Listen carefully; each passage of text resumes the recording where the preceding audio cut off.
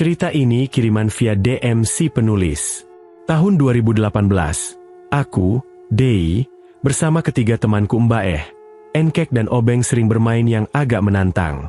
Kami berempat suka menguak sesuatu hal yang berhubungan dengan hal gaib.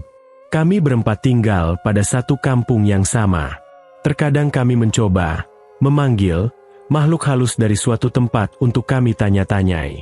Dalam hal ini, kami memiliki peran masing-masing. Mbak yang jadi mediator, aku dan Enkek bagian bertanya, serta Obeng sebagai perantara. Makhluk halus akan dimasukkan ke tubuhnya.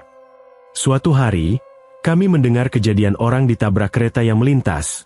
Korban meninggal 3 orang, 2 laki-laki dan 1 wanita. Lokasi tertabrak sekitar 4 km dari kampung kami.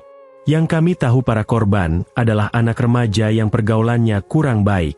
Kami tahu dari Obeng, karena satu korban wanita adalah teman Obeng. Sebut saja wanita ini V. V merupakan seorang wanita remaja yang sudah salah pergaulan.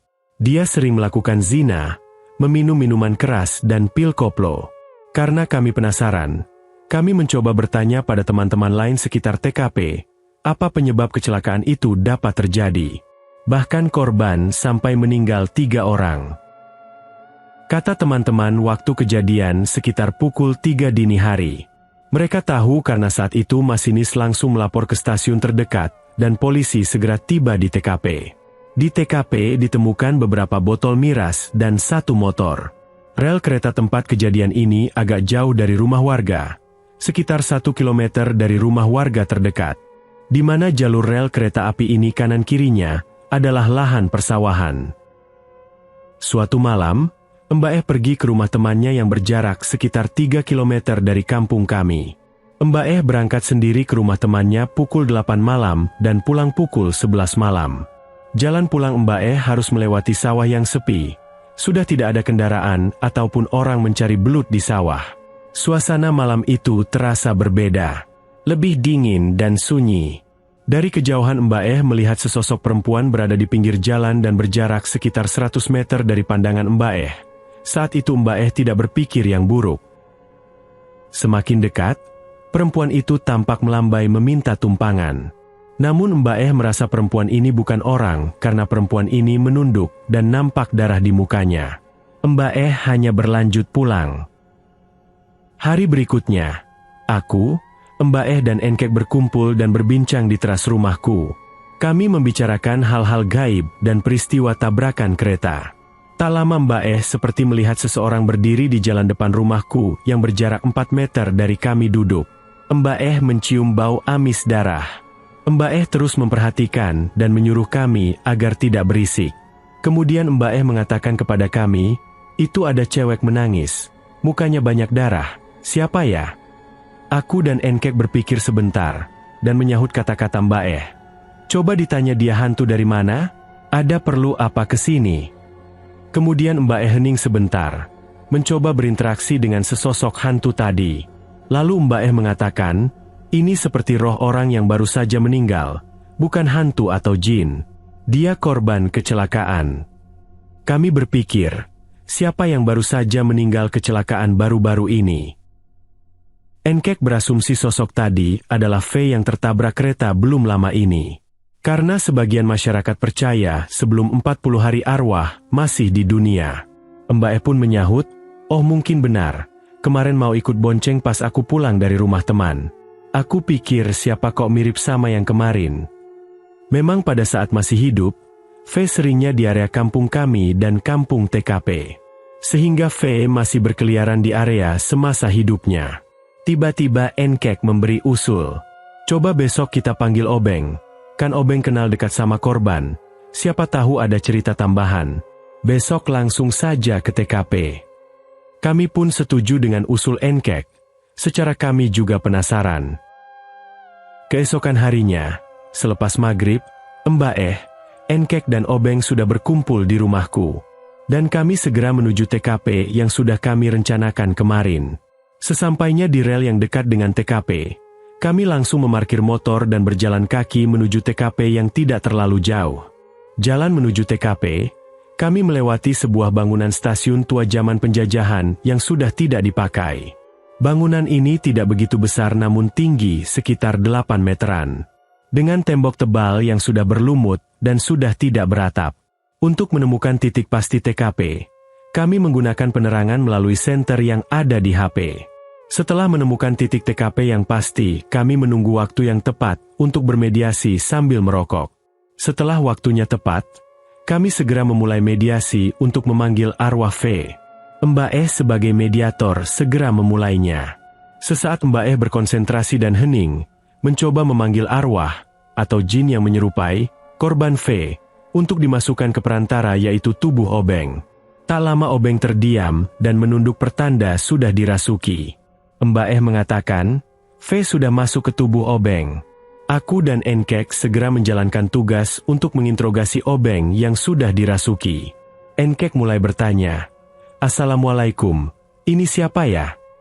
Obeng yang sedang dirasuki menjawab, "Sakit di sini, sakit di sini juga," menangis sambil menunjukkan bagian tubuhnya yang sakit. Enkek bertanya lagi, "Ini V bukan?" Obeng hanya mengangguk sambil menangis. Melihat itu Mbak Eh mengajak kami untuk membaca Al-Fatihah. Kami pun hening sekejap dan berdoa. Enkek melanjutkan pertanyaannya lagi pada Obeng yang kerasukan arwah V. "Coba cerita apa yang membuat kamu bisa tertabrak kereta di sini? Apa yang membuat itu terjadi?" Obeng menjawab, "Malam itu habis Isya, kami bertiga di sini buat minum miras. Habis minum melakukan hubungan intim layaknya suami istri. Selain miras kami juga memakan pil-pil koplo. Sehingga kami mabuk berat, antara sadar dan tidak sadar. Posisi saat itu satu teman cowok tiduran antara dua rel. Satu teman cowok lagi duduk di pinggir rel sambil nunduk dan aku duduk di antara dua rel membelakangi kereta yang akan datang. Kami seperti terlena karena pengaruh alkohol dan pil, hingga kami tidak mendengar kereta datang. Waktu kereta mendekat aku melihat sorot lampu kereta dari belakang, tapi aku tidak mendengar seperti ada yang menutup telinga membuat bunyi klakson tidak terdengar. Perlahan aku bergeser, menengok ke belakang untuk menghindar. Tapi kaki terasa berat, seperti ada yang memegangi. Aku mencoba berdiri dan sampai ke rel sebelah kanan, saat nengok kereta sudah menghantam kami semua. Obeng yang dirasuki kemudian menghentikan ceritanya. Aku yang mendengar penuturannya masih terdiam dan membayangkan kejadian pada ceritanya tadi. Tak terasa jam di HP sudah menunjukkan pukul 11 malam. Aku meminta Mbak Eh mengeluarkan sosok V yang merasuki Obeng. Tapi saat itu sosok V yang merasuki Obeng menggelengkan kepalanya sambil nangis. "Kakiku sakit, tolong bawa aku ke bangunan itu." Menunjuk bangunan stasiun tua yang sebelumnya kami lewati. Aku mengajak Enkek, "Ya sudah, ayo kita gotong." Aku dan Enkek mencoba mendirikan tubuh Obeng. Tapi Obeng masih duduk bersila.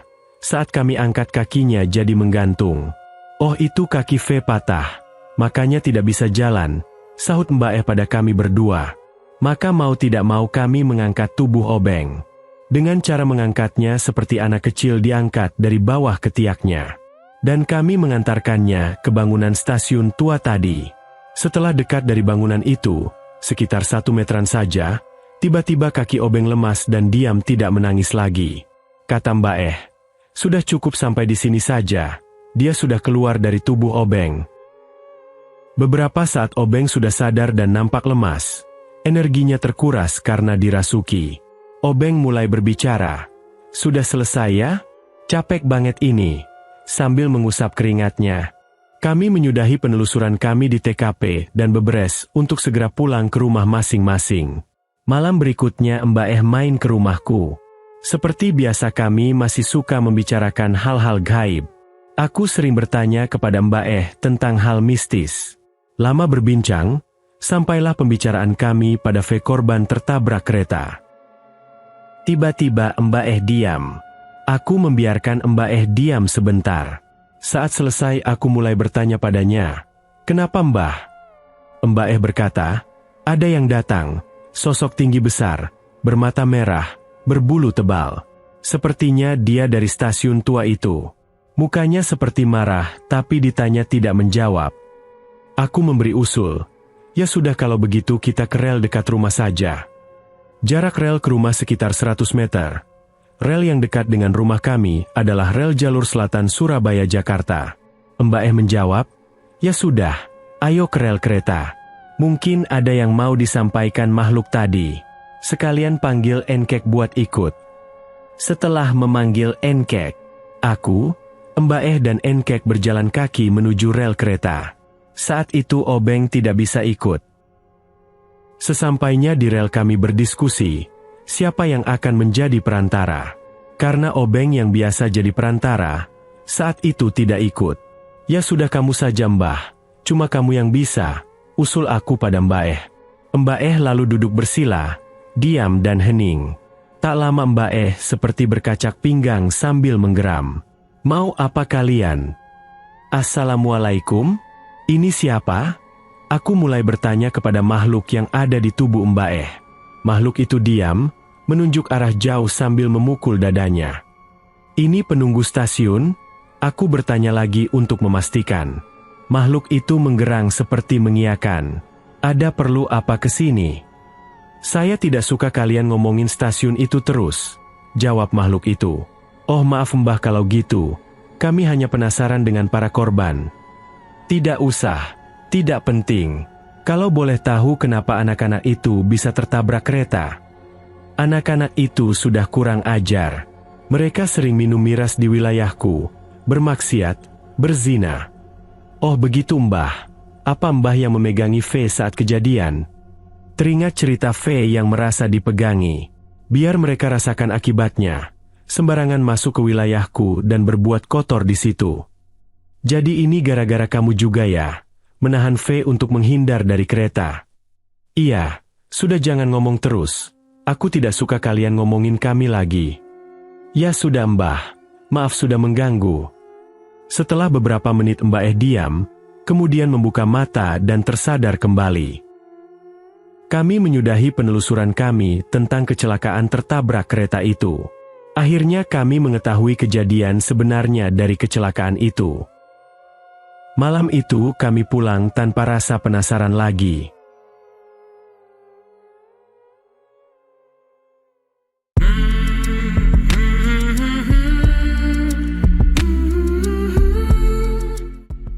Oke teman-teman, ceritanya selesai sampai di sini. Bagaimana menurut kalian cerita kali ini? Tuliskan di kolom komentar. Dan nantikan kisah-kisah lainnya. Tetap di channel Dairi Mistika.